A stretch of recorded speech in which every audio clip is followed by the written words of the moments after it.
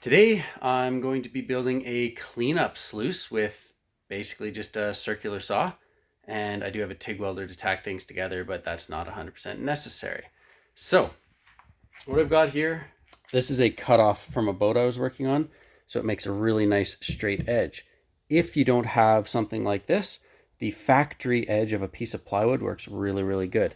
And I'm just using this as something straight to run my circular saw along. This is a piece of diamond plate. You can get these all over the place. A 4x10 sheet of this, providing you buy in bulk, they're only like $105. So if you go to a place like Metal Supermarkets, should be fairly affordable. What I'm doing is I've got my circular saw with the depth set. We can have a little look here. Whoops. You can see that blade is just barely coming through the bottom. And it gives me a cut like this. So I basically just run it over the surface and it makes a gouge. You want to go pretty deep, but obviously not all the way through. If you just make a shallow cut and the aluminum is fairly stiff, then it takes a lot more work to bend it. So try to go deep on the, I'll usually run a couple runs, do the first one, see how deep it is, go a tiny bit deeper, see how deep that is, just to make sure I don't overdo it. But right now, all I've done is I've taken a tape measure. Whoop. Excuse my excellent professional YouTube skills. But I basically measure from this edge right here to the edge of the blade. And on this saw, it's exactly 1.5 inches. I then use that to measure exactly where to place this. So right now, if I run my saw down here, I'll cut exactly 1.5 inches off of where I've got that pinched. The old one hand, let's just see how this thing cuts. All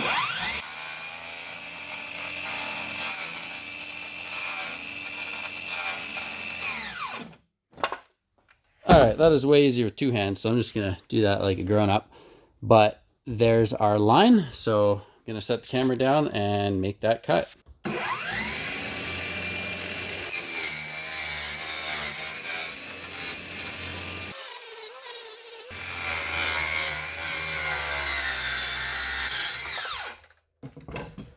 Now at the end here, because I didn't have this actually sitting on an edge, the saw kind of comes over and it did go a little bit deep right there, but the rest of the cut looks excellent. So let's see how this thing folds. Well, actually first I got to cut my edge off. Edge is off. So what we're left with is basically a sheet that I want. I'm cutting on this side because I want to fold away from these lines. So if I fold in, those two edges can kind of butt into each other if you fold this up. So I prefer to fold down and away from my cut. This one's a little deeper. It'll fold a little nicer. So to make me look good on camera, I'm going to start with it. How should I do this? I think if I just set it on this edge, try pressing, they bend a bit, but then this starts to warp. So you got to work your way down.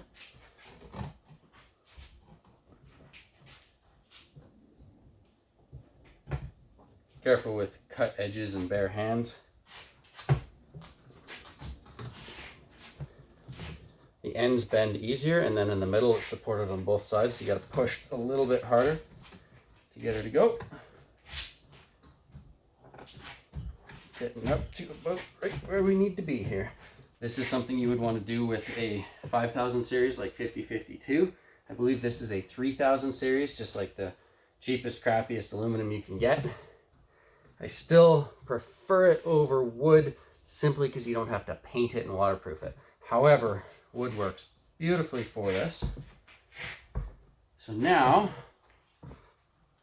see how this shows up on camera, but if we look down this, so I'm going to look down as if I'm doing it, and you'll see on your end, if this top is wobbly at all, you just sort of bend in a little more, bend out a little bit more, and just by hand you can get this dialed in to be perfectly straight. So here I've got a spot, needs to go in just a little bit more, keep going, and work your way along. I didn't go quite as deep, so this is gonna be a little harder to do. The only real trick, if you really messed up and you just didn't go deep enough at all, and it's already bent up and you can't set the saw back on it, an angle grinder with a cutting disc, you can kind of just use the existing gap and kind of follow that with your grinder disc to go a little bit deeper. So I'm going to pull towards myself, and I'm basically just using the existing cut to guide the disc along. And see if I can make this just a little deeper, just in the middle section, and then I'm going to continue folding.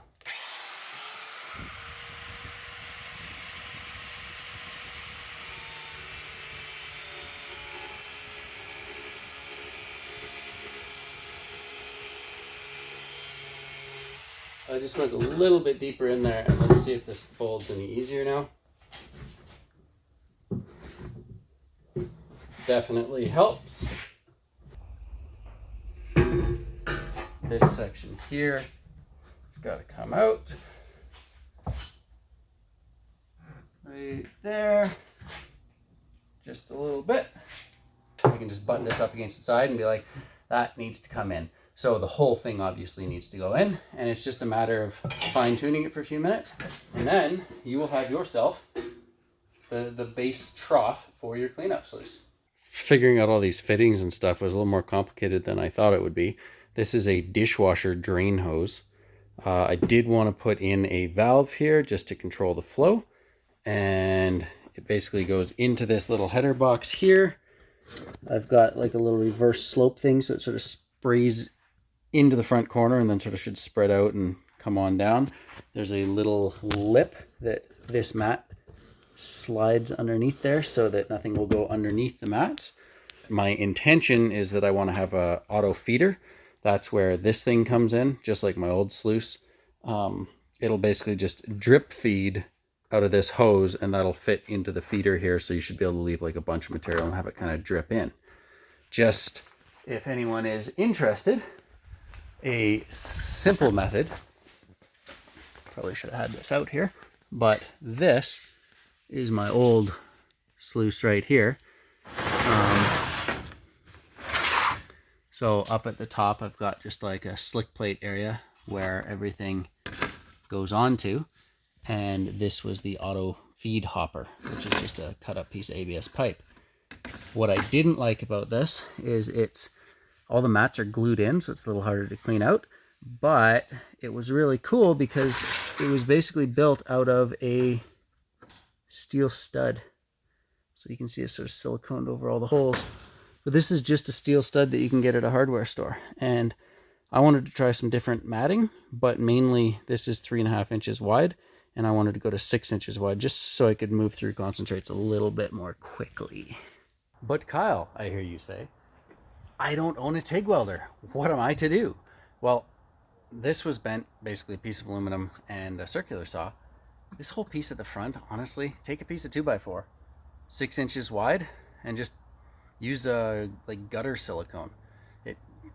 Silicone's like aluminum together really well. It dries within half an hour, and you could basically just pop a little hole in that, leave a bit of a slick plate. I don't have a slick plate. I'm going to test these mats out. I'll probably end up just using 2 mats in the sluice, and the top will be slick. But now, here's kind of the cool part, is this can be used in the backcountry. So basically any 12-volt battery. This is my Jackery, which happens to be at 80% capacity. All right, so here is the setup. This can feed an auto feeder, so I can dump everything in and walk away. But for tonight, let's just see how this works, if it works at all.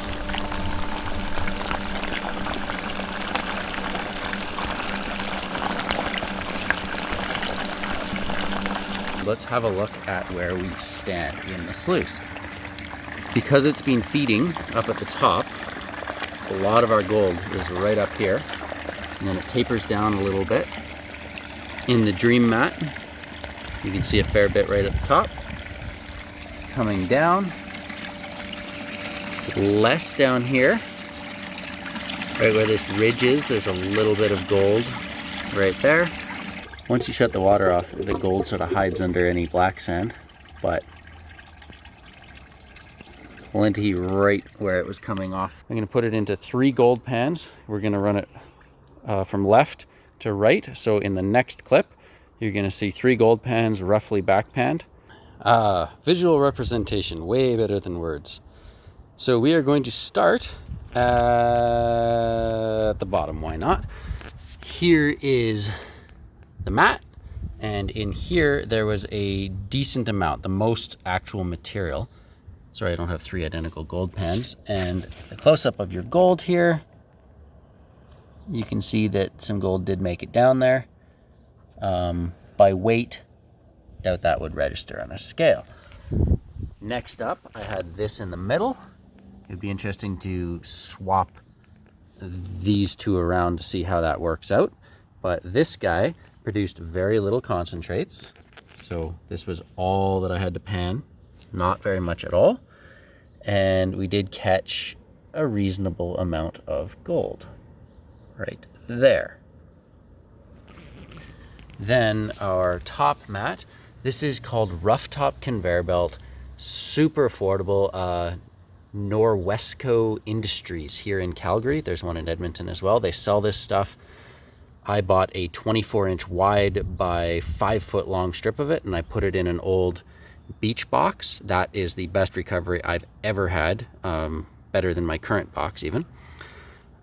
Awesome stuff. It's what they use in the gold cube. Super affordable. Nobody sells it for gold mining, or they say, oh, that's not designed for gold. Buy our product instead, because you can't sell this stuff. It's good stuff. There are some tricks to running this. You got to scrub all the bubbles out, and it's a little bit hard to clean out, sort of like miner's moss. You got to scrub it out, but it was up at the top, and it also had very little material, a little bit more material than the Dream Mat, Micro Mat stuff. Side by side comparison, you can kind of see what's going on. Clearly it caught a ton of the gold because it was up at the top of the sluice. Sluice is running pretty much 1 inch per foot, maybe just over that. It's about 4¼ inches slope over 4 feet right now, and it's running level, and we have a 1100 gallon per hour bilge pump purchased from amazon.ca. It burns about 63 watts, which means that this thing would run it for probably 6 hours or 7 hours and change. And if there was actually any sun on this 60-watt solar panel, I imagine that you could extend your runtime a little bit if you wanted to put some legs on this and use it as a small-scale high banker. Kind of cool setup. So to really give this thing a test, this bucket right here is all of the tailings from my Miller table from the last 5 years now. I would run it through the old cleanup sluice, get about a cup out of that. Everything else would get thrown into the garden, and that cup goes over the Miller table. What goes over the Miller table, I'd see some pieces going over the edge. That's what's in here. I think in the future, everything that's in the bottom mat, I'm going to keep the top 2 mats and count that as weight. Whatever's in this bottom mat, there's a few colors in there, that will get dumped back in this bucket to do one final run at the end of the year. So I'm going to go through this entire bucket right now, load it up into this auto feeder, crank her to try to see if I can get through everything in about an hour, and see if we have any colors or if my Miller table did a really good job. I was very pleased with my auto feeder up until a moment ago when I realized that I made a small dent in this bucket to completely fill it right to the brim. But I've got the water cranked up pretty good, so we'll see how long it takes to go through that bucket at a fairly high feed rate. I am seriously impressed with this setup so far. I did not expect to see a lot of gold in this bucket. Apparently there's gold in this bucket. Check this out. Still have a lot to go here. Over halfway, but there's even a big flake up here. There's just this constant supply of just a little teeny bit of gold filtering down. You can see right even as it's going over the edge, there's little flecks of gold mixed in. And if we actually look down at the mat underneath, there's gold building up in there.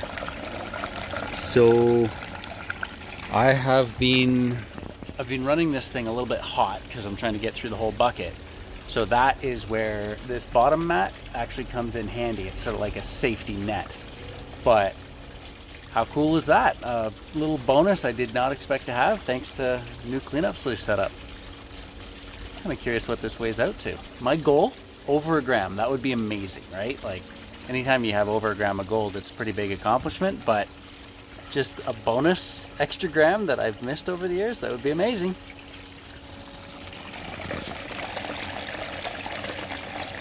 Four or 5 years of tailings from my cleanups, all sitting in the sluice. This is actually looking like I might have a gram. Been disappointed before. This could be just a fraction of a gram, but man, look how fine some of that stuff is. You can't even see the individual flakes. They're just filling those weird little printing lines in this mat. You all know how small this is for scale. It's absolutely powder gold. I'm actually quite surprised how much gold was in all of that. Again, it was the last 4 or 5 years of, I think it was just, overflow from cleanouts. But what I did is I split it into, this is 20 mesh, this is 30 mesh down to 50 mesh, and this is sub 50 mesh, like absolute powder. That's actually really hard to pan, like, because the flakes, they're these flat flakes and they tend to roll down the pan really easily. This really fine stuff is what I currently have in this pan, just one tiny little teaspoon. So it was like 1 teaspoon into here. I'm separating the black sand out here, and I'm basically going to take this black sand, pan it out the back side, and then try to snuffer up the little smiley face of gold at the front. But based on doing this for about, I don't know how long I've been at it, but I think I might actually set up the Miller table, because there's a lot more gold in here than I thought. This is plus 50 minus 30 mesh, and not quite enough water depth. It gets, so focus, it gets stuck in the tube. So the next time you squeeze it out, it goes everywhere. So I'm just gonna tip the table a little less steep so that we get a bit of pooling of water here, and then I'll suck the rest up. Kind of cool to see how that really fine minus 50 stuff just slowly clears the table. It's kind of cool because you have nothing here, and then you sweep a few times, and that nothing turns into a line of visible gold.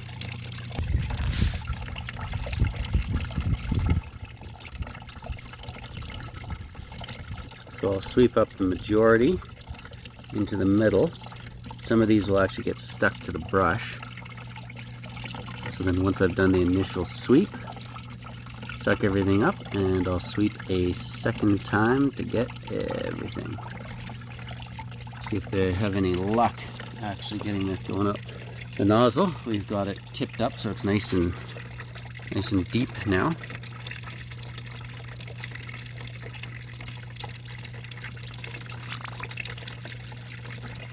And here we go.